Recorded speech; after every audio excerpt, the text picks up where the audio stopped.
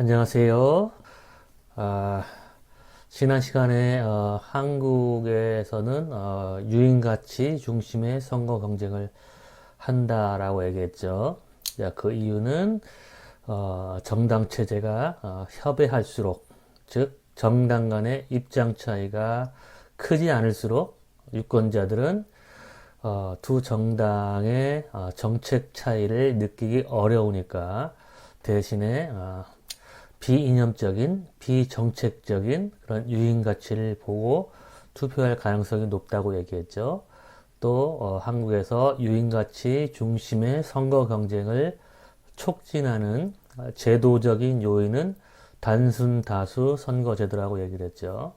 단순 다수 선거제도에서는 최다 득표자만 당선이 되기 때문에 어떤 특정한 정책 입장을 표방할 경우 그 정책에 반대하는 유권자들의 표를 잃을 수가 있기 때문에 가능한 한 많은 표를 긁어 모아야 하는 단순 다수제에서는 일부 유권자를 정책적으로 소외시킬 수 있는 그런 전략을 구사하지 않고 모든 유권자들이 다 좋아할 수 있는 유인 가치에 초점을 맞춘다고 얘기했죠.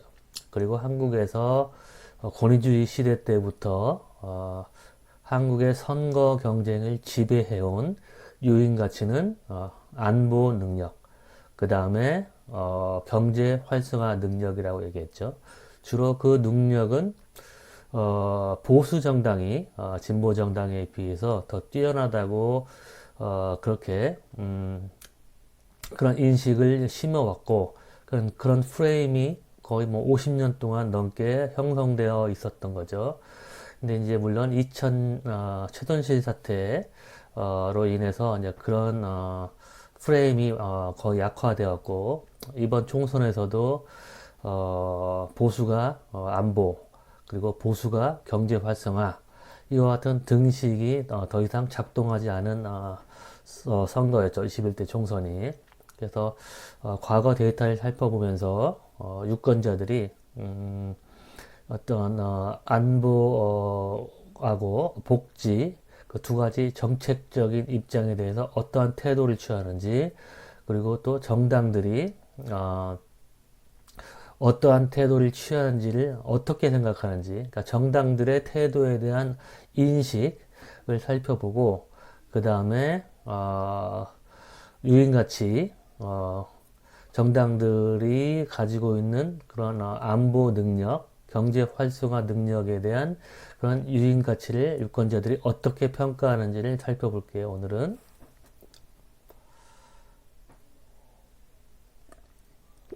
이 이제 그림은 한국에서는 유인 가치 중심의 선거 경쟁을 하지만 그나마 두 가지 현저한 쟁점이 있다면 복지 쟁점하고 안보 쟁점인데 지난 시간에도 얘기했듯이 안보 쟁점이 훨씬 더 유권자 투표 결정에 중요한 쟁점이라고 얘기했어요. 그래서 유권자들이 지난 20대 총선 당시에 이 복지 쟁점과 안보 쟁점에서 어떠한 태도를 취하는지를 보여준 거예요. 유권자 입장은 여기 있죠. 유권자 평균. 그래서 X축에서 0점이면은 복지 확대를 강하게 찬성하는 사람, 그 다음에 10점이면은 복지 확대를 강하게 반대하는 사람을 의미하는 거죠. 그 다음에 Y축에서도 10점인 경우에는 대북의 인도적인 지원을 강하게 반대하는 사람, 그 다음에 점수가 낮을수록 대북 지원, 인도적인 지원을 강하게 찬성한 사람을 의미하는 것이죠. 그럼 먼저 유권자 입장을 보면은 유권자 평균은 약 5점을 중심으로 약간 왼쪽, 그러니까 거의 중도적인 입장이죠. 복지 쟁점에 대해서는 20대 총선 당시에 거의 중도적인 입장을 취했고 안보 쟁점, 대북 지원 이슈에서는 유권자들이 평균적으로 약간 보수 쪽에 거의 중도에 가깝지만 보수 쪽 입장을 취했죠. 그러면 새누리당하고 민주당하고의 거리를 놓고 보면 유권자들은 이 모든 정당들이 자신들보다 더 복지 정책에 있어서 정당들의 입장이 더 진보적이라고 생각을 했죠. 새누리당마저도 유권자의 입장보다 더 왼쪽에 있잖아요. 거의 뭐 비슷하긴 하지만, 그리고 더민주당이 복지 쟁점에 있어서 가장 진보적이라고 그렇게 평가를 했어요. 정의당보다도 더 국민의당은 여기 있고, 그리고 안보 쟁점을 놓고 보면 새누리당이 매우 가까운 정당이라는 걸 알 수 있죠. 이렇게 새누리당 유권자 평균 입장과 새누리당이 훨씬 가깝고 민주당은 이렇게 멀리 가장 멀리 있죠. 그런데 20대 총선 당시에 민주당이 새누리당보다 한 석 더 얻었죠. 그래서 민주당이 제1당이 됐는데, 그렇다면 의문 상황은 어떻게 민주당이 새누리당보다 유권자의 입장보다 더 멀리 있음에도 불구하고, 그러니까 2차원적인 거리를 우리가 이렇게 그림을 그리면 이렇게 거리가 되죠. 새누리당하고는 이렇게. 뭐 이것만 봐도 다운수의 이론이 틀렸다는 걸 보여주는 거죠. 그러니까 새누리당이 유권자 평균 입장하고 가까우니까 새누리당이 더 많은 득표를 해야겠죠. 근데 더민주당이, 물론 정당 득표율은 새누리당이 더민주당보다 더 높았어요. 근데 지역구 승률을 놓고 보면 민주당이 선거에서 승리했죠. 그렇다면 왜 이처럼 정책적인 입장은 새누리당이 더민주당보다 이 중위 투표자, 평균하고 중간값하고 뭐 거의 차이가 안 나니까 유권자 이념 분포가 대칭적이라면 평균은 미디안하고 똑같게 되죠. 미인하고 미디안은 똑같게 되죠. 그래서 그렇다면은 새누리당이 더 많은 표를 얻어야 되는데, 물론 더 많은 표를 얻긴 했지만 뭐 그렇게 압도적으로 많은 표를 얻지는 못했어요. 의석은 민주당이 더 많이 얻었고, 일단 왜 이런 결과가 벌어질까? 새누리당이 훨씬 더 많은 표를 얻고, 따라서 의석도 더 많은 의석을 얻었어야 되는데 그렇지 않은 결과가 나타난 이유는 무엇일까? 라고 생각해 보면, 그러면 이런 정책 말고 다른 이슈, 그러니까 또 다른 그런 후보의 특성을 보고 투표를 했겠죠. 이제 그게 바로 유인가치일 수가 있죠.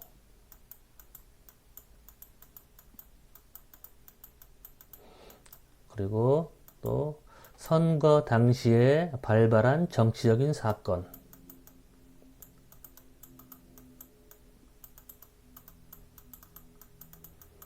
유인가치는 조금 전에 뭐 경제 활성화 능력도 포함하고, 경제 능력이라고 쓸게요. 경제 능력, 또는 안보 능력, 그리고 유인가치를 직역을 하면 이게 끌어당기는 매력 같은 걸 얘기하는 거죠.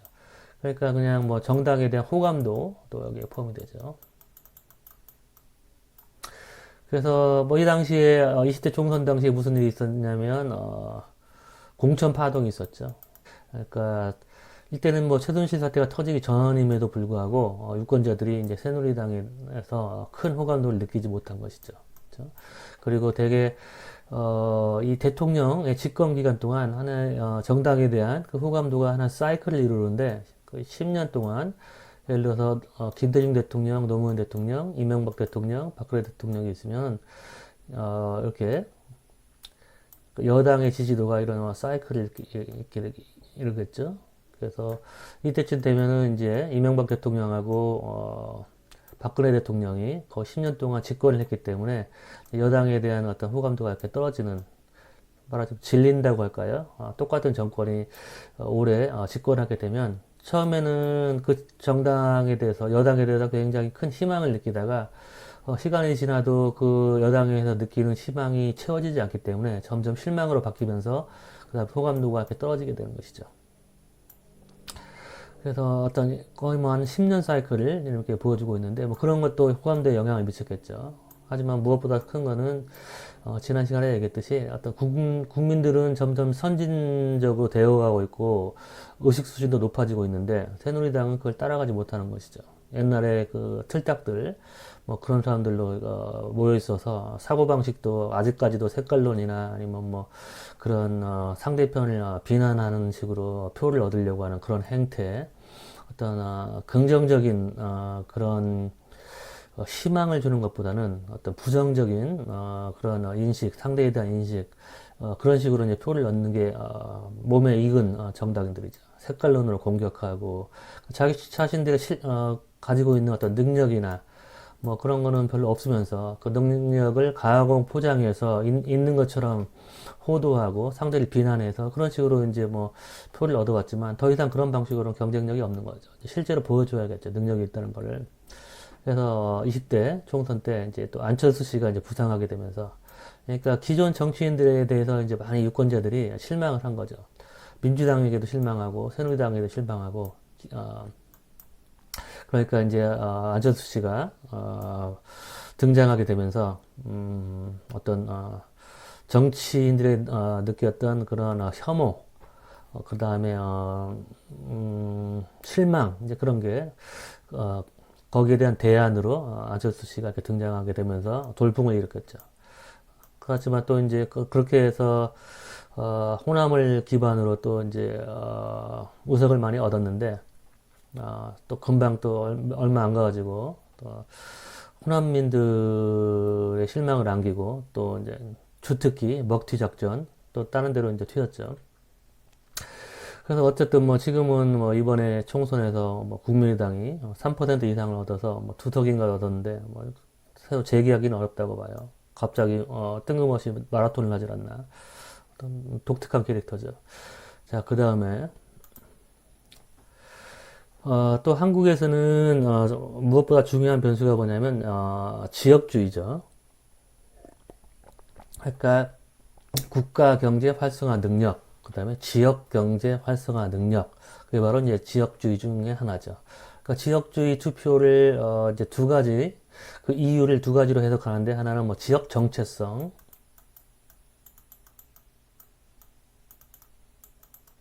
정치 심리학적인 접근 방식에서는 지역 정체성 때문에 지역주의 투표를 한다 그렇게 얘기하죠.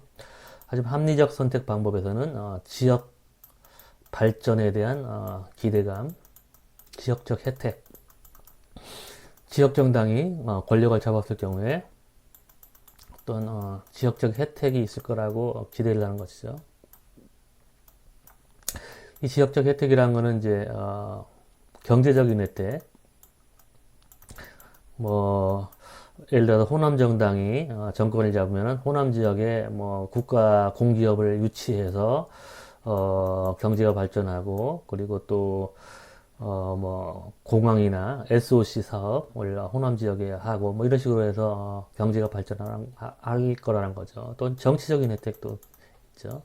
아니면 그러니까 호남 정당 국회의원들 측근들이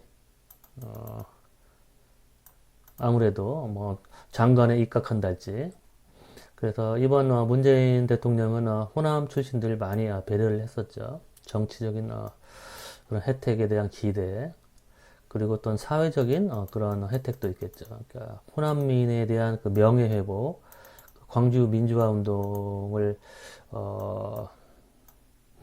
인정하게 되면서 호남민들이 광주 민주화 운동 때 당한 그런 엄청난 그런 피해를 명예를 이제 회복해주는 그런 여러 가지 혜택을 기대를 하겠죠.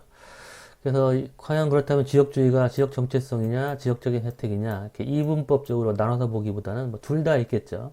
그냥 많은 유권자들은 자신이 지지하는 정당을 선택할 때 그 정당의 정책을 보고 그걸 일일이 따져보고 그 정책이 나한테 어떤 이익이 된다 그렇게 그걸 계산하기에는 많은 정치적인 정보가 없어요. 그러니까 공약을 보고 정책을 보고 어떤 정책이 나에게 더 유리한가를 알 정도면 엄청난 그 경제적인, 정치적인 그리고 또 행정적인 그런 지식이 있을 때만 그게 가능하거든요.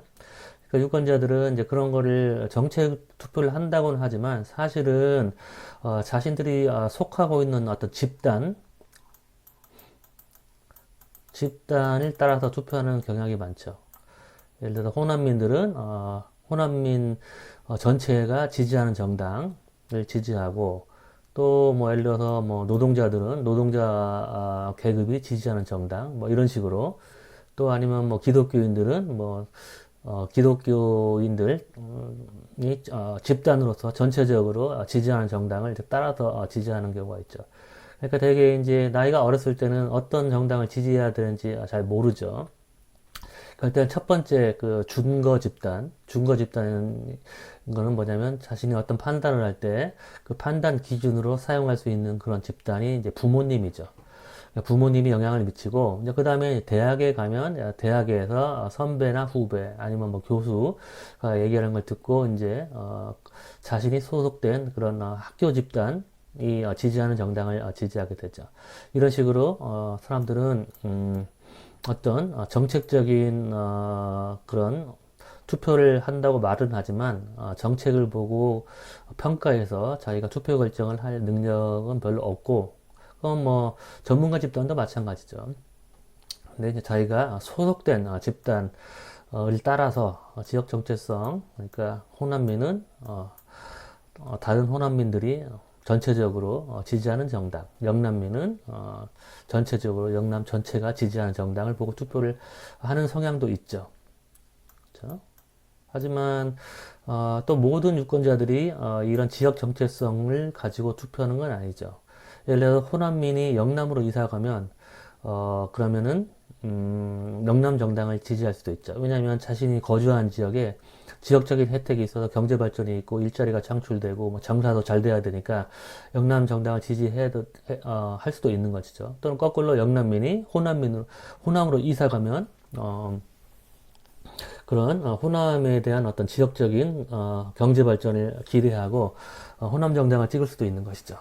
실제로 그런 디베이트가 이제 있었어요. 나하고 그다음에 서강대 교수들 뭐 서로 만나서 토론을 통해 디베이트를 한 건 아니고 이제 논문을 통해서 디베이트를 했는데 나는 합리적 선택 이론을 하는 시각에서 한국의 지역주의는 이제 지역적인 혜택에 대한 기대 때문에 일어나는 것이다 그렇게 했는데 이제 서강대 뭐 이가빈 교수님이나 그리고 최근에 이현우 교수나 뭐 이런 사람들은 그게 아니다 지역 정체성이다 이렇게 얘기했는데 실제로 검증을 해보면 지역적인 혜택이 더 중요하게 나와요. 그리고 특히 이제 중요한 거는 그러니까 호남의 거주자가 호남 정당에 투표를 하면 그게 지역 정체성인지 아니면 지역적인 혜택 때문에 그런지 알 수가 없는 것이죠. 왜냐하면 호남에 거주하는 사람은 이 두 가지 동기가 모두 있으니까. 중요한 거는 호남민이 영남으로 이사 갈 때, 영남민이 호남민으로 이사 갈 때 그들의 투표 형태가 어떻게 바뀌는가를 봐야겠죠. 근데 이제 그걸 보면은 다른 지역으로 이사 가면 그 지역을 따라서 투표하는 경향이 영남민은 조금 더 강하고 호남민도 어느 정도는 있지만 어쨌든 다른 지역으로 이사 갈 때 그 거주자로서의 그 동기가 어떤 정체성, 고향을 생각해서 투표하는 성향보다 더 강해요.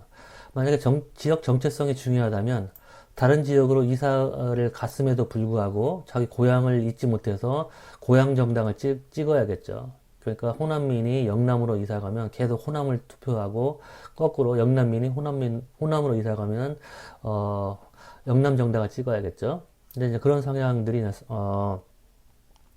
고향을 보고 투표하기보다는 거주지를 보고 투표하는 성향이 더 강해요. 그래서 뭐 그렇다고 해서 전적으로 지역적 혜택이 더 중요하다 그렇게 얘기하기는 어렵고 이제 둘 다 복합적으로 작동을 하겠죠. 사람마다 다르게. 그게 이제 그런 내용이 여러분의 책의 뒷부분에 나올 거예요. 어쨌든 이제 한국 유권자들은 이제 지역주의 투표를 하는 것이죠. 그래서 일단은 먼저 비영호남 유권자들을 보면 이 사람들은 이제 지역주의의 영향을 보지 않는 유권자들이죠. 그래서 X축은 이념 성향, 그러니까 0점이 진보, 10점이 이제 보수죠. 그리고 흰색은 보수 정당 지지,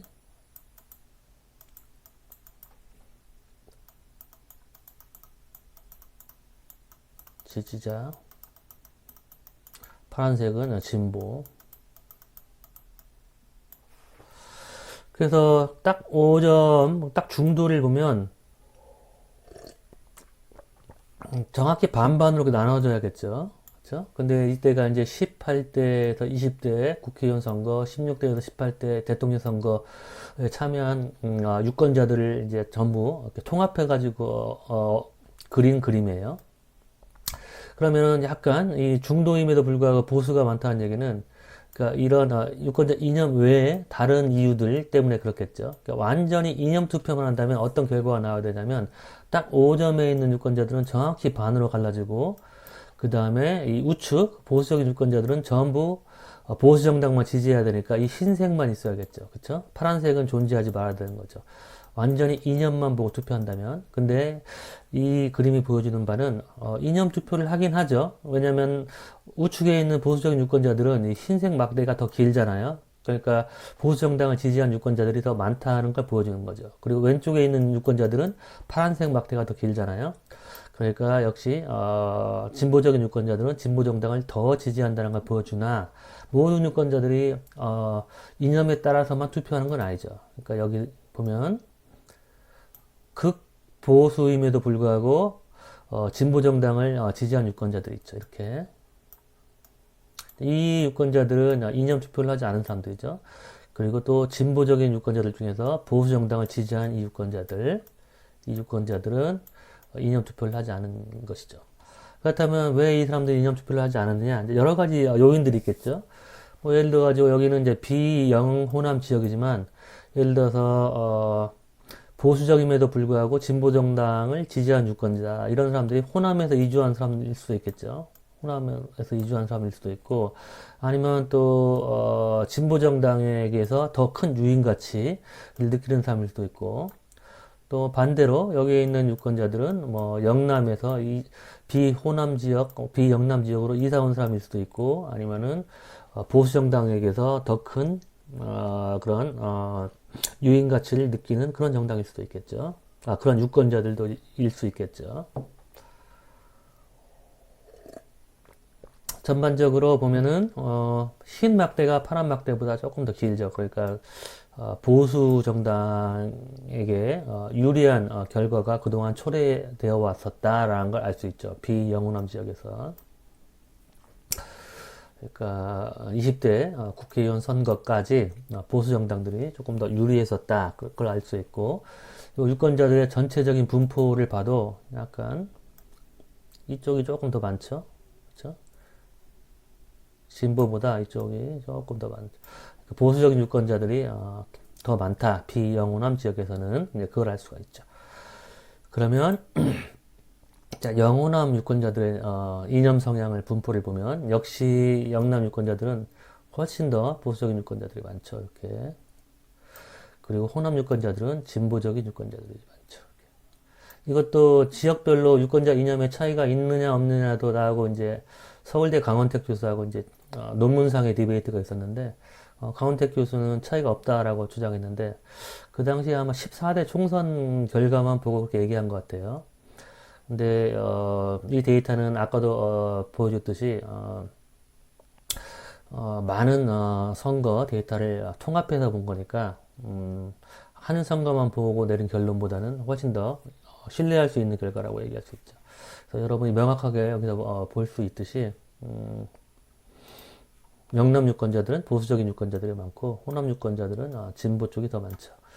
그리고 이제 투표 성향을 보면 역시 영남 유권자들은 당연히 보수적인 유권자들은 압도적으로 보수 정당을 더 많이 지지했죠. 그리고 진보적인 유권자들도 거의 대등하게 여기 4점에 있는 유권자들은 진보적인 유권자인데도 불구하고 온건 진보죠. 오히려 보수 정당을 더 많이 지지했죠. 이 영남 유권자들을.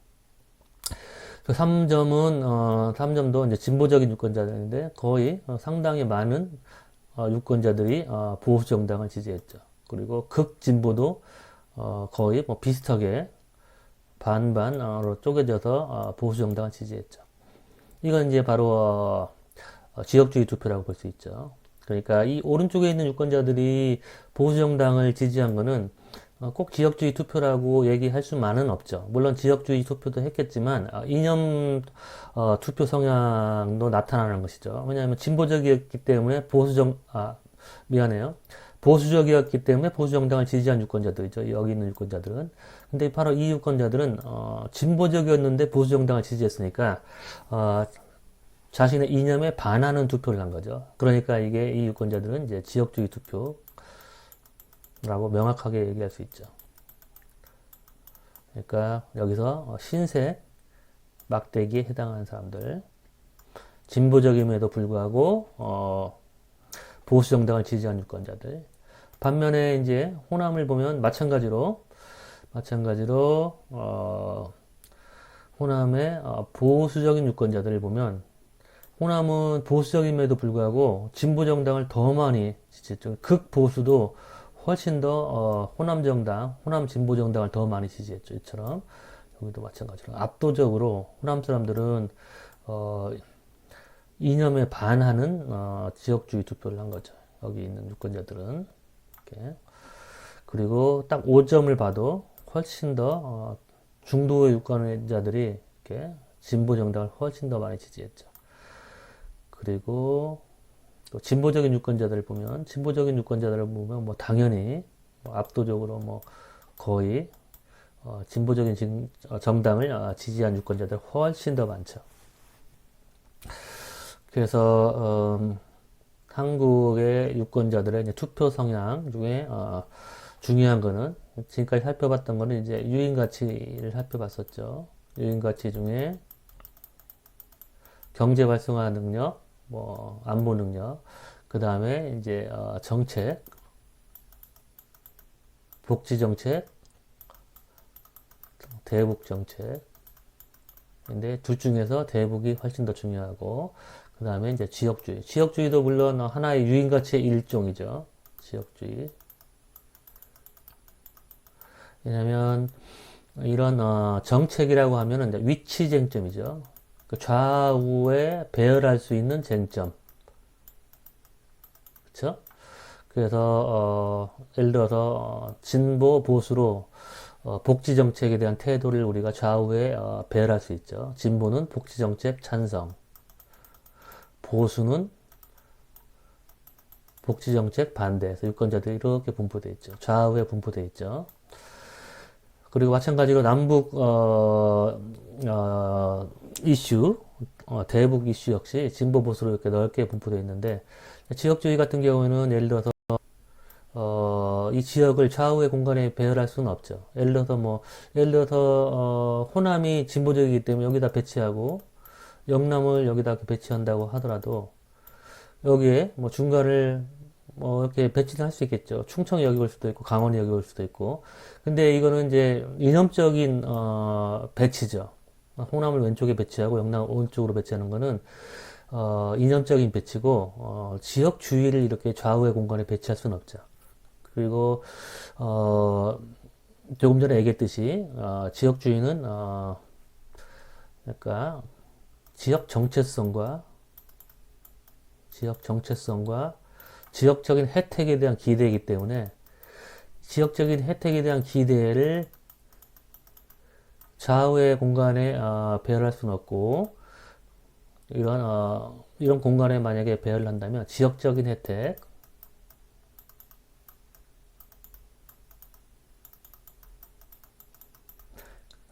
혜택 호남민이라면 이제 호남에 대한 혜택이죠. 그러면 이쪽은 혜택이 없음, 여기는 혜택이 최대치. 그러면 모든 유권자들은 호남 지역의 지역적인 혜택이 극대화하는 걸 가장 선호하죠. 그러니까 지역적인 혜택을 바라지 않는 유권자들로부터 지역적인 혜택이 극대화되기를 바라는 유권자들까지 이렇게 골고루 분포되어 있는 게 아니라 모든 유권자들이 이렇게 한쪽에만 집중되어 있죠. 그게 바로 이제 유인쟁점이죠. 그리고 유권자의 효용의 행태를 봐도 위치쟁점 같은 경우에는 단봉형의 효용 곡선을 가지고 있죠. 예를 들어서 중도 유권자라고 하면 중도 유권자의 경우에 정당이 이 중도적인 입장을 취하면 효용이 극대화되고 정당이 중도로부터 이제 멀어지면 멀어질수록 효용이 이렇게 줄어드는 이런 단봉형, 봉우리가 하나라는 뜻이죠. 단봉형의 그런 효용 곡선을 가지고 있죠. 근데 유인쟁점 같은 경우는 이런 단봉형이 아니라 단순 증가하는 효용을 가지고 있죠. 그래서 유인쟁점, 유인 가치의 질이나 양이 늘어나면 늘어날수록, 유인 가치가 늘어나면 늘어날수록, 예를 들어 후보의 능력이 뛰어나면 뛰어날수록 유권자의 효용은 증가하죠. 그렇죠?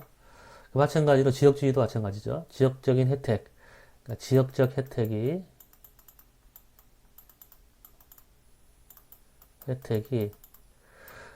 커지면 커질수록 유권자 효용은 이렇게 늘어나죠.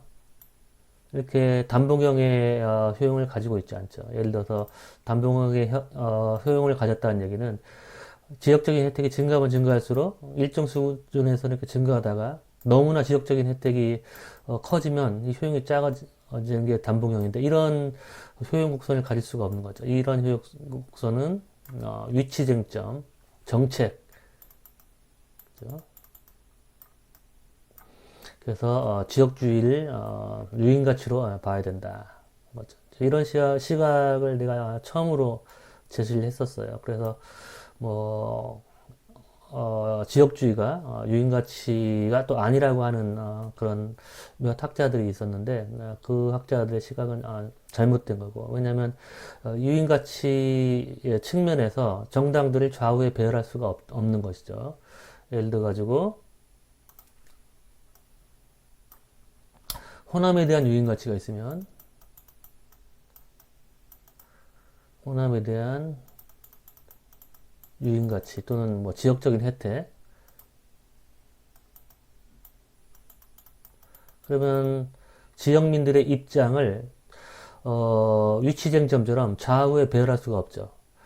호남민에 대한 혜택이 커지면 커질수록 당연히 호남민들은 제일 좋아하겠죠. 그렇죠? 그래서 호남민들은 이제 여기에 배치되겠죠. 그러면 호남에 대한 혜택을 싫어하는 지역민은 어딜까요? 글쎄요. 뭐 영남이라고 합시다. 가정을 해서 영남민한테 이거는 영남민을 뭐라고 할까, 좋지 않게 얘기하는 거니까 뭐 사실과 다를 수 있지만, 그러니까 가정으로 물론 이제 여론조사를 통해서 조사를 해봐야겠죠. 근데 영남이라고 합시다. 이거는 이제 내가 제시한 게 아니라 다른 사람이 이렇게 위치쟁점이라고 하니까 그 사람의 주장이 맞는지 한번 따져보기 위해서. 그러면은 여기에 중간에 예를 들어가지고 충청, 서울, 강원이 있는데 호남에 대한 혜택을 두 번째로 싫어한 지역민이 어딘지 그건 알 수가 없죠. 강원도 그렇고. 그러니까 좌우의 배치가 불가능하죠. 이렇게.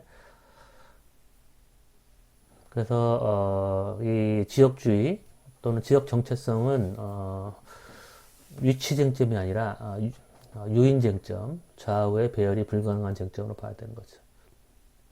유권자의 효용 측면에서 보나 유권자의 어떤 입장의 배열, 분포의 측면에서 보나 두 측면에서 볼 때 모두 지역주의는 유인 쟁점으로 봐야 되는 것이죠.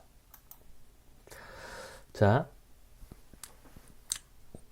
조금 전에 이제 살펴봤죠. 유권자들 분포가 이렇게 됐다고 해서 이게 위치 쟁점이다. 그게 아니에요. 여기서는 이념의 분포를 얘기한 거예요. 그러니까 지역적인 혜택에 대한 분포가 아니에요. 만약에 영남에 대한 지역적인 혜택에 대한 분포를 여기다 그리면, 아이고, 이게 왜 갑자기 그랬지?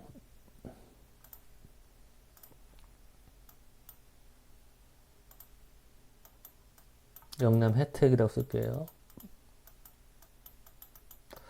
그럼 영남민들은 10점 여기에 다 몰려 있겠죠. 좌우로 골고루 분포되어 있는 게 아니라 모든 영남민들은 영남에 대한 혜택을 제일 좋아하니까 이게 바로 이제 지역주의가 위치 쟁점이 아니라는 증거라고 볼 수 있는 것이죠. 그 다음에 그렇다면 영남민과 이제 호남민이 지역주의 투표를 하니까 뭐 총선 결과나 대선 결과에 영향을 미치겠죠. 이번에도 영남 쪽은 핑크색, 호남 쪽은 파란색으로 이렇게 물들었잖아요. 그래서 또 일부 뭐 정치평론가들이 지역주의가 심화됐다 그렇게 얘기하는데 지역주의는 그렇게 보는 게 아니라, 그러니까 그 두 지역에서 각 정당들에게 던진 득표를 비교해야 되겠죠. 그러니까 왜냐하면 단순 다수제니까 5%만 차이 나도 한쪽 지역이 파란색으로 물들고 그리고 뭐 핑크색으로 물들고 이제 그런 현상이 나타나겠죠. 특히 이제 뭐 대구 경북 지역은 큰 차이가 나니까 뭐 그렇진 않겠지만 호남 지역도 마찬가지고 근데 부산 지역 같은 경우에는 상당히 민주당이 박빙의 패배를 한 곳이 많죠. 그래서 과거하고 비교해서 민주당에 대한 지지, 득표율이 더 높아졌는가 이제 그걸 봐야 되는 거죠. 의석을 기준으로 우리가 지역주의 투표를 볼 게 아니라 어쨌든 여기서 이거는 그 그림은 뭐냐면 영호남 유권자 또는 투표자들이 차지하는 비율을 보여준 거예요. 그래서 호남 유권자는 전국 유권자의 한 10% 정도밖에 안 되죠. 그리고 영남 유권자는 지금 19대 대선 당시에 25%. 그러니까 영남 유권자가 호남 유권자보다 한 2.5배 더 많은 것이죠.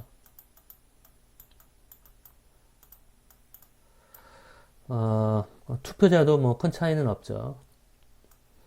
그러니까 호남 지역에서 이제 대통령이 나오기는 매우 어렵죠. 이게 김대중 대통령 같은 경우가 매우 예외적인 케이스죠. 워낙 어떤 개인적인 그런 능력이나 그리고 인지도 뭐 그밖에 뭐 김대중 대통령의 뭐 삶, 뭐 그런 것들이 이제 많은 사람에게 영향을 미쳤기 때문에 대통령에 당선이 될 수 있었는데, 그리고 또 그 당시에 또 이인재 씨가 출마를 해서 보수표를 이제 많이 가져갔죠. 그래서 이제 김대중 대통령이 됐는데, 이제 호남 출신이 대통령이 되기는 이제 매우 어려운 게 이제 이 그림이 보여준 거죠. 그러니까 지금 이낙연 총리도 지금 대선 후보로서 압도적인 이제 인기를 구가하고 있고, 그렇지만, 만약에 이제 대선에 임하게 되면, 이제 영남민들에게 결집해가지고 어떤 결과가 나올지 모르죠. 그것도 이제 민주진영에 잘 알고 있기 때문에, 가능한 한, 그러니까 경상도 표를, 이렇게 나눌 수 있는, 그 영남 출신이면서 진보적인 후보 같은 경우에는 영남표를 이제 나눠 가질 수가 있는 거죠. 특히 경남표를. 그게 이제 구조적으로 이제 그런 후보가 민주 진영에서 그나마 경쟁력이 있을 수 있죠. 근데 지금 뭐 이낙연 의원이 됐죠. 이낙연 의원이 이제 개인적인 어떤 인기 그리고 어떤 매력 그런 게 워낙 이제 압도적으로 뛰어나기 때문에 아직까지는 이낙연 의원이 가장 막강한 그런 대선 후보로 지금 자리 잡고 있죠. 자, 그 다음에 이거는 뭐냐면 지역 정당 전국 지지자에서 지역 지지자가 차지하는 비율의 변화를 보여준 거예요. 그러니까 여러분이 이런 이 제목을 읽으면 이제 바로 이게 무슨 뜻인지 이해할 수 있을지 모르겠어요. 이건 이제 설명을 하면 만약에 시험을 낸다면 꼭 이 그래프가 아니라 뭐그 밖에 여러 가지 수없이 많은 그래프들이 있잖아요. 그 그래프를 여러분이 제대로 해석을 할 수 있는지 뭐 그런 문제를 몇 문제 내겠죠. 그러면 이 그림이 의미하는 바는 그러니까 지역 정당이라고 하면 이제 호남의 지역 정당은 이제 민주당이죠. 뭐 지금은 이제 민주당이 전국적인 정당이 됐지만 어쨌든 호남민들이 지지하는 정당은 민주당이잖아요. 영남민이 지지하는 정당은 이제 미통당. 인데 말하자면 미통당 그 전에는 뭐 신한국 한국당 또 그 전에는 뭐 새누리당 뭐 그 전에는 뭐 한나라당 새누리당 어쨌든 그 계열 같은 계열을 지지한 사람들 중에서 영남 지지자가 얼마나 차지하는가를 보여준 거예요. 그러니까 지금 19대 대선 당시에 40%라는 건 뭐냐면 그 당시에 19대 대선 후보 홍준표 후보를 찍은 사람들 중에서 거의 40%, 거의 반 정도가 영남 사람이란 거예요. 그리고 이거는 이제 문재인 후보를 찍은 사람들 중에서 약간 13%가 호남 사람이고 나머지 87%는 비호남 사람이라는 걸 의미하는 거예요. 그러니까 지금 보수정당 계열, 조금 전에 얘기했던 뭐 미통당, 뭐 새누리당 등등등 그 계열 그 그 정당들이 얻은 지지 중에 거의 한 40%, 3, 40%가 다 영남에서 온 거죠. 그 영남이 없으면은 이 정당은 굉장히 선거에서 승리하기가 어려운 거죠. 그리고 이제 과거 한때 예를 들어서 13대 대선 이때가 이때는 양당 체제가 아니라 대선 때는 4명의 후보 각 지역을 대표하는 노태우, 그 다음에 김영삼 후보, 그 다음에 김대중 후보, 김종필 이렇게 4명의 후보가 경합을 했으니까 이 그래프는 김대중 후보에게 지지한 사람들 중에서 거의 45%가 호남 사람이었다는 거죠.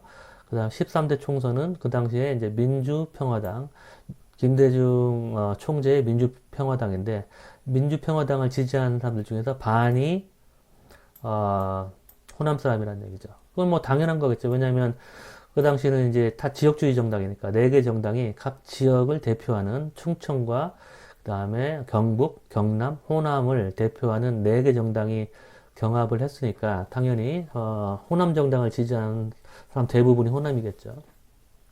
근데 양당 체제가 이제 성립된 이후에 양당 체제가 성립한 이후에를 보면은 민주당 계열을 지지한 유권자들 중에서 호남민이 차지하는 비율은 한 20% 정도.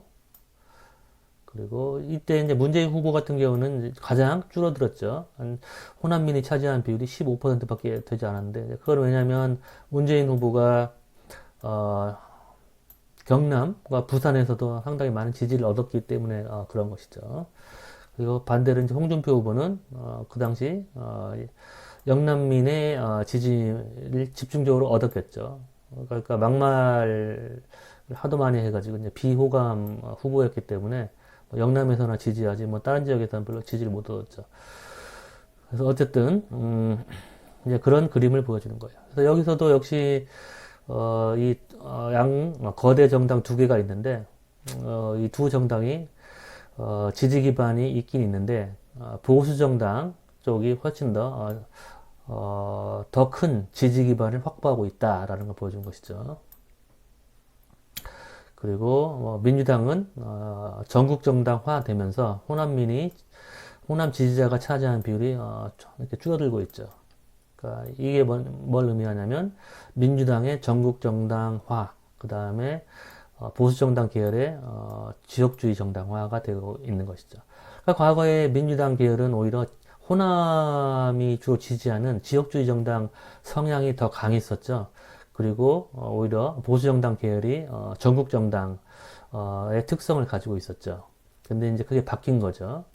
이 미통당 계열이 이제 경북 민들이 주로 지지하는 지역주의 정당화가 되고 있고, 민주당은 전국 정당화가 되고 있는 것이죠. 그만큼 이제 국민들의 민심이 이제 바뀐 것이죠. 그 다음에 이제 유인같이 한국 유권자들이 진보정당 계열하고 보수정당 계열에 어떻게 유인가치를 느끼고 있는지 18대 총선을 보면 한국의 중요한 정치 문제를 가장 제일 잘 해결할 정당 역시 한나라당이 18대 총선 당시에는 압도적으로 더 많다는 걸 알 수가 있죠. 이게 가로는 한나라당을 지지한 유권자들 18대 총선에서 37.5%가 한나라당을 지지했는데 이거는 이제 여론조사 결과 한나라당이 정치적인 문제를 더 잘 해결할 수 있다고 본 것이죠. 그리고 민주당은 25.2%를 확보했는데 19.3%의 지지 19.3%가 민주당이 중요한 정치적 문제를 더 잘 해결할 거라고 본 것이죠. 그렇다면 왜 이런 차이가 벌어지냐? 그러니까 한나라당이 능력이 있다고 보는데도 불구하고 정작 투표는 왜 37.5%를 했느냐? 뭐 이거는 이제 뭐 또 여론조사를 해봐야겠죠. 근데 이제 뭐 개인적으로 해석을 해보면 좀 한나라당의 비호감 뭐 그런 거일 수도 있죠. 능력은 있다고 생각하는데 별로 이렇게 예쁘게 보이지는 않죠.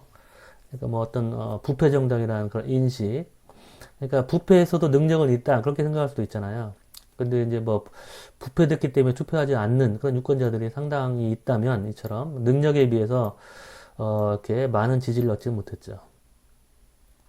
그 다음에 19대 총선 설문조사를 보면 우리 사회가 가장 시급하게 해결해야 될 과제가 무엇이냐. 역시 한국민들은 경제 성장을 가장 중시한다. 먹고 사는 문제, 복지나 정치 개혁보다는 그러니까 맨날 정치인들에 대해서 비판을 하고 정치가 개혁해야 된다라고 하면서 정작 그냥 투표할 때는 이렇게 경제 성장이 더 중요하다라고 이제 생각을 하는 거죠. 근데 또 더 조금 아이러니컬한 거는 경제 성장이 중요하다고 얘기하면서 실제로 경제 성장률을 가지고 투표 심판을 하지 않아요. 그러니까 객관적인 경제 성장률에 근거해서 투표하는 거 아니고 경제 성장하고 유권자의 여당 지지 아니면 정당 지지는 전혀 무관하게 나타나요.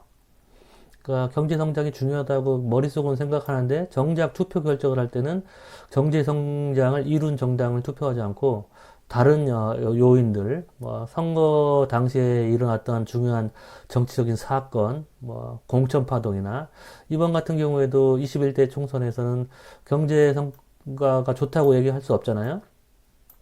근데 경제 투표를 전혀 하지 않았죠. 이제 코로나가 모든 이슈를 흡수했기 때문에. 근데 어쨌든 한국 유권자들은 항상 경제 성장을 제일 중시해요. 그리고 우리 사회가 가장 시급하게 해결해야 될 과제를 가장 잘 해결할 정당. 그러니까 여기서 시급하게 해결해야 될 과제가 바로 40%가 이거라고 얘기를 한 거죠. 그러니까 경제 성장을 잘 해결할 정당이 어떤 정당이냐 이제 그렇게 볼 수가 있겠죠. 그러면 새누리당이 역시 가장 한국 사회의 문제를 잘 해결할 수 있다고 본 거예요. 그리고 아까하고 좀 비슷한 패턴이죠. 그러니까 이거는 새누리당이 얻은 득표율이에요. 그러니까 능력에 비해서 표는 조금 덜 던졌죠. 이번에도. 그리고 민주통합당 같은 경우는 이제 능력은 새누리당보다 없다고 평가됐지만 득표율은 거의 비슷하게 얻었죠. 그래서 이 표가 보여주는 거는 역시 18대 총선, 19대 총선 당시에 한국 유권자들은 한나라당이나 아니면 새누리당에게서 더 큰 유인가치, 능력적인 측면에서 더 큰 유인가치를 느끼고 있다라는 걸 보여준 거예요. 그 다음에 이제 20대 총선 설문조사를 보면 남북 관계, 그 다음에 경제 활성화, 그 다음에 이제 경제 양극화, 그 다음에 국방.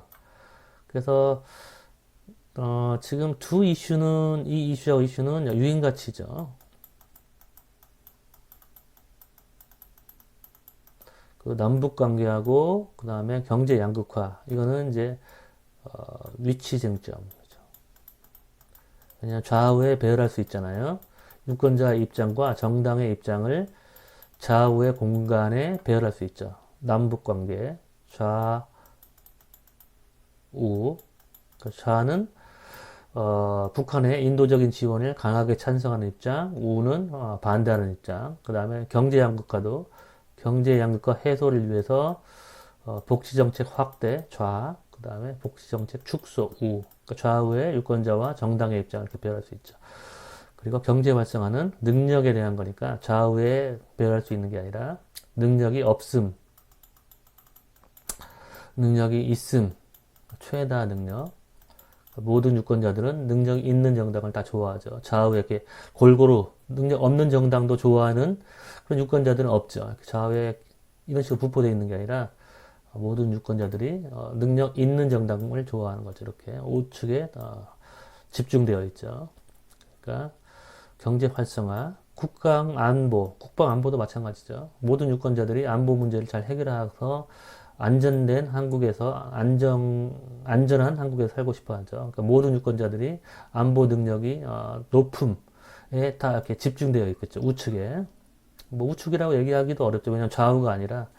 그러니까. 자, 봅시다. 남북 관계를 가장 잘 해결할 정당, 새누리당. 43.8%. 20대 총선 때는 아까도 얘기했지만 더 민주당이 새누리당보다 한 석을 더 많이 얻어서 제1당이 된 선거예요. 근데 새누리당이 민주당보다는 정당 투표율은 좀 높았어요. 그 다음에 경제 활성화를 가장 잘 해결할 정당. 그러니까 새누리당이 43.7%. 그러니까 상당히 차이가 많이 나죠. 43.7 대 32.8. 그러니까 거의 뭐 11%가 차이 나네요. 11%포인트. 근데 이런 위치 쟁점에서는 그렇게까지 큰 차이가 안 나죠. 40%대 44%니까 약 4%포인트. 그쵸? 그 다음에 경제 양극화 이 이슈도 오히려 경제 양극화는 이제 복지 정책이니까 오히려 진보적인 정당인 더 민주당이 더 잘 해결할 거라고 봤죠. 새누리당이 33.7, 뭐 34라고 놓고 보면 34대 41 그러면 거의 뭐 한 5% 차이밖에 안 나죠. 5%포인트. 그러니까 역시 위치 쟁점에서는 뭐 그렇게 큰 차이를 못 느끼는데 유인 가치에서는 보면 안보를 잘 해결할 정당은 거의 20% 차이 나잖아요. 20%포인트.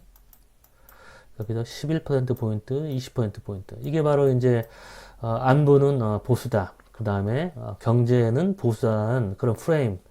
40년, 50년 넘게, 형성된 그 프레임 때문에 한국 유권자들은, 보수당이 부패되고, 하는 짓은 별로 마음에 안 들고, 호감도는 떨어지나, 보수 정당의 능력은 더 있다. 안보 능력, 경제 활성화 능력이 있다. 이제 그렇게 생각하고 계속, 보수 정당에 대한 지지를 더 많이 해 온 것이죠.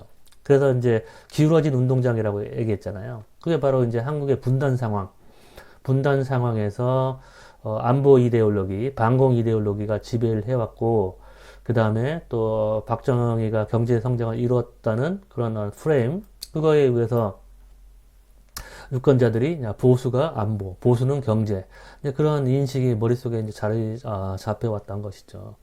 근데 그게 사실이 아니라는 거를 이제 뒷부분에서 보여줄 거예요. 그렇다고 해서 안보는 진보, 그 다음에 경제는 진보, 그것도 아니고 진보하고 보수하고 안보 능력, 그 다음에 경제 활성화 능력에 아무런 차이가 없어요. 근데 이제 50년 동안을 그런 실체 없는 유인같이 보수가 안보 능력이 있다. 그 다음에 보수가 경제 활성화 능력이 있다는 그런 실체도 없는 그런 프레임의 유권자들이 투표를 한 것이죠. 50년 넘게. 물론 이제 최순실 사태 이후에 거의 그게 무너진 것 같아요. 자, 조금 전에 얘기했던 이제 안보와 관련된 이슈죠. 국방비, 그 다음 이제 사회보장비는 이게 뭐냐면 복지정책. 두 가지를 이제 비교해 놓고 보면 이제 OECD 국가하고 미국하고 한국을 비교했어요. 이제 먼저 국방부터 봅시다. 이 삼각형 한국에 그 다음에 OECD 마름모 그 다음에 회색 동그라미 이렇게 여기 보면 이게 한국. 여기서 이제 여러분이 비교를 해야 될 거는 진보 정권과 보수 정권을 비교하고 또 이제 국가 간에 이제 비교를 해야 되겠죠. 이게 한국, 그 다음에 이게 OECD, 그 다음에 미국, 이게 이제 미국. 이제 먼저 국가 간에 비교를 하면 역시 OECD가 훨씬 더 국방비 지출을 덜 하는 걸 알 수 있죠. 공공지출, 퍼블릭 스펜딩에서 유럽 주로 유럽 국가들을 포함하는 OECD 국가들은 복지 정책을 훨씬 중시하죠. 그렇기 때문에 한 4.8% 정도 그리고 꾸준히 감소하고 있는 걸 보여주죠. 이렇게 국방비 지출이 미국은 이렇게 증가해 있다가 또 다시 감소하지만 전 세계에서 공공 지출에서 국방비 지출 비율이 가장 높은 나라가 미국이 1등이에요. 한국은 3등. 2등은 어디겠어요? 이스라엘. 2등. 한국은 남북 분단 상황에 있기 때문에 국방 지출이 이제 굉장히 OECD 국가들 중에서 굉장히 높은 비중을 차지하죠. 그 얘기는 거꾸로 얘기하면 돈을 국방비에 쓰기 때문에 사회보장, 복지에는 덜 쓴다는 걸 의미하겠죠. 자, 복지 정책을 한번 봅시다. 빨간색으로 표시해서 한국, OECD, 미국. 자, 이게 이제 한국.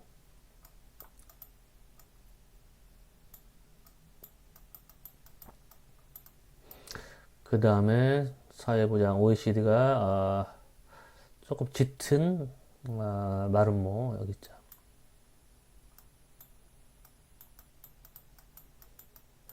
그 다음에 미국.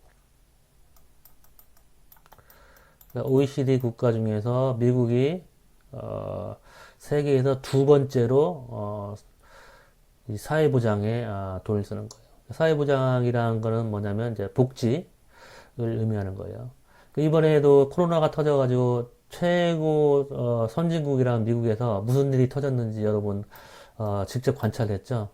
그 의료보험이 안 됐으니까 사람들이 집에서 죽어나고 그리고 병상도 부족하고 뭐 처음에 코로나 검사 한 번 하는데 4,000불, 400만 원이 든다고 해요. 이게 이제 미국의 의료 현실이죠. 그건 왜냐면 이제 미국은 자유주의 성향이 강하기 때문에 우파가 훨씬 강하죠. 그러니까 국가가 개입을 하지 말아야 되고 자유시장 경제에다 맡겨둬야 된다는 거죠. 그 민주당도 사실은 미국 같은 경우에는 좌파가 아니라 그냥 중도 정당 정도 되죠. 그다음에 공화당이 우파, 민주당은 뭐 약간 진보 쪽에 가까운 중도 정당. 한국도 마찬가지다. 한국도 민주당이 거의 뭐 중도에 가까운 약간 진보 쪽이죠. 뭐 좌파 그렇게 얘기하는데 그건 다 거짓말이고. 그 다음에 한국의 미통당은 구구 정당. 그렇기 때문에 한국도 OECD 국가들 중에서 사회보장비, 복지가 가장 낮은 수준이에요. 그 얘기는 뭐냐면 한국에서 세금을 가지고 뭐 국방비나 아니면 그 밖에 SOC 뭐 그런 쪽에 돈을 많이 쓰고 이런 복지 문제에는 돈을 안 쓴다는 거죠. 그럼에도 불구하고 조금 복지를 늘리려고 하면 뭐 사회주의로 간다, 뭐 베네수엘라로 가서 공산화가 됐다, 뭐 그런 식으로 이제 비난을 하고 말도 안 되는 거짓말 하잖아요. 전 세계에서 제일 낮은 수준인데도 불구하고. 근데 이번에 이제 극명하게 보여줬죠. 이 복지가 안 되어 있는 나라의 그 현실, 이 얼마나 처참한지를. 그 다음에 이제 지금까지 이제 국가 간에 이제 비교를 했으니까 OECD 국가는 자그마치 복지 비용이 35%나 돼요. 정부의 공공 지출에. 그러니까 아직 이제 올라가려면 이제 멀었죠. 그럼에도 불구하고 고무적인 거는 한국은 정권과 상관없이 이렇게 점점점 증가하는 추세죠. 그러니까 노인 연령도 많아지고 그 다음에 뭐 청년 실업 문제 뭐 그밖에 뭐 여러 가지 이번에 뭐 문재인 대통령이 문재인 케어 뭐 이런 거 이제 하면서 점점 이렇게 많아질 수밖에 없게 되겠죠. 그 다음에 이제 정권별로 비교를 해볼게요. 이제 한국만 가지고 정권별로 한국, 그 다음에 새까만 색. 그러니까 이 새까만 색은 보수 정권을 의미하는 거예요. 그 다음에 흰색은 진보. 그러면 사회보장이 이렇게 전반적으로 이렇게 원만하게 성장하다가 이제 어, 김대중 정부에서 올라갔다가 감소하고 노무현 정부에서 이제 다시 올라갔다가 그다음에 전반적으로 같은 추세죠. 그러니까 이런 상승 추세에 있는데 이게 보수 정권이라고 해서 사회보장이 감소한 게 아니잖아요. 그러니까 이건 이제 구조적인 원인 때문에 점점 사회보장이 증가하는 거죠. 그러니까 복지 정책에 있어서 진보하고 보수하고 큰 차이도 없어요. 보면은. 그렇기 때문에 유권자들도 아까 맨 처음에 살펴봤을 때 이렇게 유권자 입장이 여기 있는데 새누리당이 왼쪽에 있다고 얘기했잖아요. 그리고 민주당도 왼쪽에 있고. 이렇게. 그리고 이제 국방비를 또 비교하면 이렇게 삼각형. 이제 국방비는 점점점 조금 감소하는 이렇게 추세죠. 감소한 추세에 났다가 노무현 정권에서는 오히려 노무현 정부에서 약간 참여정부에서는 약간 상승했다가 실제로 연도별 국방비 지출 증가율이 가장 높은 게 노무현 정권이었어요. 근데 그때 뭐 친북 정권 뭐 종북 어쩌고저쩌고 비난을 했잖아요. 근데 전혀 사실이 아니죠. 그리고 이명박 정부에서 약간 감소했다가 그 다음에 이제 평균적으로. 근데 이거는 뭐 보수에서 국방비 지출이 더 줄었다, 뭐 진보에서 늘었다 그렇게 얘기하기는 어렵고 그냥 차이가 없어요 한마디로. 진보하고 보수하고 국방비 지출에 거의 차이가 없는 것이죠. 그러니까 뭐 보수는 안보는 보수다. 근데 그게 다 실체 없는 그냥 프레임이라는 걸 보여주는 데이터죠 이게. 그다음 무기 수입액을 볼게요. 무기 수입액.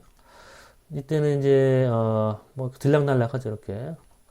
그리고 이때 이제 김대중 정부에서는 IMF가 터지고 나서 이제 국가 경제를 이제 회복해야 되니까 뭐 무기 수입에 쓸 돈이 별로 없었겠죠. 뭐 김영삼 정부에서 이제 IMF가 터지고 이제 나라가 이제 거의 망할 지경까지 갔으니까. 그래서 그러다가 이제 어느 정도 이제 회복되니까 노무현 정권에서 이렇게 가장 무기 수입액이 증가했잖아요. 그러다 보수 정권에서 지속적으로 하락하잖아요, 이렇게. 하락했을 뿐 아니라 뭐 방산비리나 또 이런 쓸모없는 무기 수입해가지고 거기서 뭐돈 빼먹고 그런 짓들을 또 했었죠. 그러니까 이 역시도 뭐 안보는 보수다 뭐 등등 뭐 이것도 전혀 상관이 없는 얘기죠. 해당이 안 되는 얘기예요.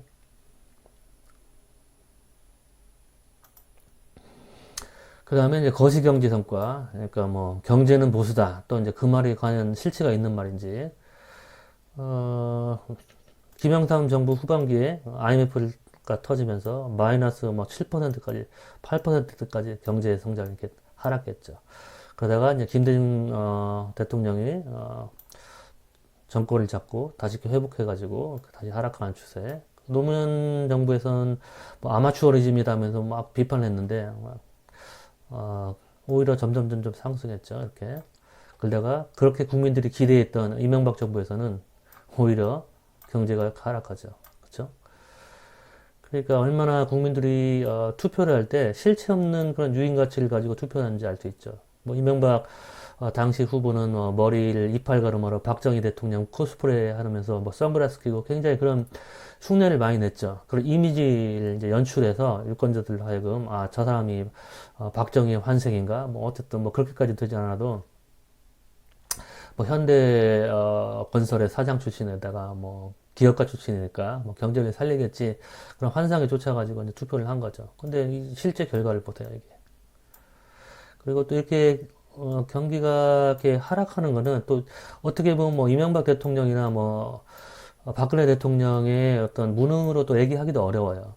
왜냐하면 지금 여러 번 얘기했지만 이 산업 구조가 고도화되면서 경제 성장이 이렇게 하락할 수밖에 없어요. 이제 임금 수준이 높아지고 특별한 기술 혁신이 있지 않는 한 점점 이렇게 경제 성장이 하락하는 것은 어쩔 수밖에 없는 그런 구조적인 요인이다. 이제 그렇게 봐야 되겠죠.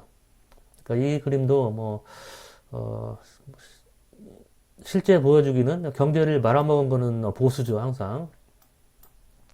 그리고 최순실 사태가 터지고, 그러니까 감옥에 가 있는 대통령만 봐도 두 명이 보수 쪽에서 가 있고, 그리고 또 IMF 터뜨리고, 진보가 정권을 잡을 때는 언제냐면 보수 쪽에서 나라를 이렇게 위태롭게 빠뜨리거나 이런 최순실 사태를 일으켜서 그런 엄청난 사건을 일으키면 이제 그때야 국민들이 진보를 지지해서 진보가 이제 정권을 잡긴 하는데 이제 앞으로는 이제 그런 아까 얘기했던 기울어진 운동장 보수 쪽으로 기울어진 운동장 그러니까 보수는 안보다 보수는 경제다 이제 그런 인식들이 많이 깨졌기 때문에 이처럼 그 전에 항상 보수에게 유리했던 그런 환경 정치적인 지형 이 많이 지금은 달라졌겠죠. 지금은 정상화된 뭐 좌파로 또 기울어졌다고 얘기하는데 그건 아니고 그냥 정상화죠. 그렇다고 해서 유권자들이 뭐 진보가 지금 안보는 진보다, 경제는 진보다 그렇게 생각하는 사람 아무도 없잖아요. 그렇기 때문에 그냥 객관적으로 이제 보는 거죠. 그래서 이 그림이 보여주는 거는 진보하고 보수하고 뭐 경제 성과가 차이가 없다. 그렇게 봐야 되겠죠. 조금 있는 그대로 얘기하면 이제 보수 쪽이 경제 성과가 또 안 좋죠. 보수 쪽이 경제 성과가 안 좋은데 이거는 이제 세계 경제의 어떤 흐름 뭐 그런 거를 감안하고 이때는 이제 워낙 예외적인 그런 케이스니까 그런 거를 이제 감안하면 뭐 보수가 더 경제를 못한다 그렇게까지 보기를 그렇고 그냥 별 차이가 없다 그렇게 보는 게 공평할 것 같아요. 그 다음에 또 이제 지역주의. 이제 지역주의라는 건 아까도 얘기했지만 지역적인 혜택에 대한 기대. 그러니까 자신의 지역 정당이 권력을 잡았을 경우에 지역 경제가 발전할 것이라는 이제 기대가 있다고 얘기했는데 그 역시도 실체가 없는 전혀 상관이 없는 거예요. 그러니까 지역 정당이 권력을 잡는다고 해서 그 지역 정당을 미안해요. 그 지역 정당을 지지한 지역이 경제적으로 발전하느냐? 전혀 그렇지 않아요. 자, 여기가 이제 호남 정권이죠. 하얀색이. 그 다음 짙은 색이 영남 정권이고. 그러면 이게 그림이 뭘 의미하냐면 수도권 대비 지역민 1인당 생산 비율을 얘기하잖아요. 그러니까 이 100에 해당하면 이제 수도권만큼 지역민들이 1인당 생산을 하는 거예요. 그러면 1987년에는 이 지역민들이 1인당 생산이 수도권 대비 굉장히 뒤처져 있었죠. 근데 점점 이렇게 상승하는 추세죠. 근데 호남민이 이제 가장 1인당 생산액이 가장 작죠. 그 다음에 충청이 두 번째로 작았죠. 그 다음에 영남이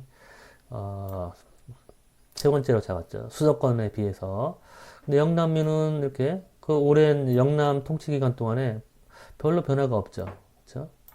호남은 영남을 거의 따라잡고 그 다음에 지금은 조금 더 영남보다도 오히려 1인당 지역 생산이 더 높기도 하죠. 근데 이때가 어떤 때냐면 영남 정권이었을 때예요. 영남 정권이었을 때 호남이 오히려 더 상승했고 그리고 여기 보면 이 새카만 색이 지금 영남이거든요. 이게 이제 호남 정권이에요. 그리고 이 밑에 있는 게 호남. 그러니까 호남 정권에서는 오히려 호남이 더 밑에가 있어요. 제일 지역적인 혜택을 많이 본 게 충청이에요. 충청이 지속적으로 급성장하고 이때는 별 차이가 없다가 완만하게 하다가 그 다음에 영남 정권에서 서울을 뛰어넘어서 이렇게 지역 생산이 높아졌죠. 그러니까 맨날 뭐 자주 얘기가 나오는 게 뭐 충청도 핫바지론 우리가 뭐 핫바지냐 우리는 뭐 혜택을 못 본다 그렇게 얘기했지만 오히려 대통령을 생산하지 못한 대통령을 산출하지 못한 지역이 제일 지역적인 혜택을 받고 대통령을 산출한 지역에서는 오히려 혜택을 더 못 봤어요. 그러니까 거꾸로죠. 지역민들이 생각하는 거하고 반대. 그러면 또 시간이 70분이 돼가니까 이제 오늘은 여기까지 할게요. 수고했어요.